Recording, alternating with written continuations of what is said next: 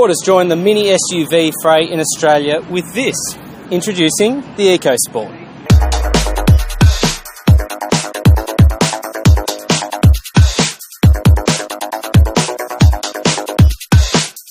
The new EcoSport arrives in Australia amid plenty of expectation. It's cheap, starting at just over 20 grand, is based on the Fiesta City car and is the first vehicle shipped to Australia with Ford's award-winning 1-litre EcoBoost engine. And that little 1-litre 3-cylinder engine is undoubtedly the star of the show.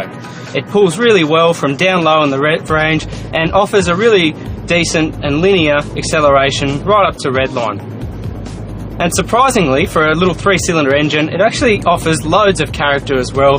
There's a beautiful throbby sort of engine note that never becomes overly intrusive, but is sort of just there lingering in the background, and it's kind of a nice touch. The EcoSport is pretty similar in spec to the Holden Trax and the Nissan Juke. It's a small car-based SUV that offers the practicality of an SUV, but the nimbleness and agility of a little hatch. And it definitely works. It's a great formula.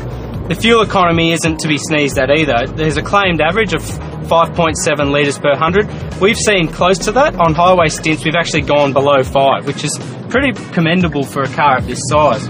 That tiny 1-litre engine produces an impressive 92 kilowatts of power and 170 newton metres of torque.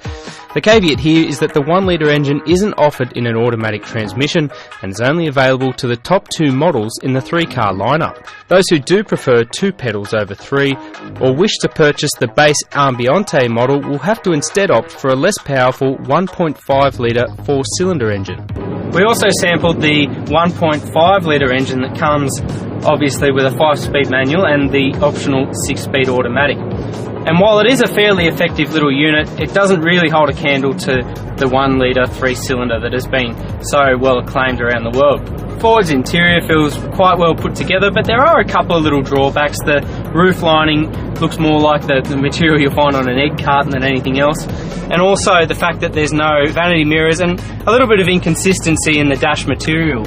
And the plastic overall is quite hard and looks a little bit cheap. But that said, there are no squeaks and rattles when you're driving it, and it does feel reasonably well put together. The top-spec titanium EcoSport that we drove came fitted with leather seats, 16-inch alloys, climate control, reverse parking sensors, and a push-button start. Inside, the EcoSport is surprisingly spacious despite its compact dimensions, and there are plenty of storage spots. The drawback? Well, there's a bulky side-hinged rear door that promises to make unloading the shopping an interesting exercise, and Ford isn't offering a reverse camera or satellite navigation. The cabin feels a little tacky in places as well. But what the EcoSport lacks in accessories, it truly makes up for in its driving behaviour. The first of the EcoSport range hits showrooms in Australia on December 1, with the rest of the range being offered from February next year.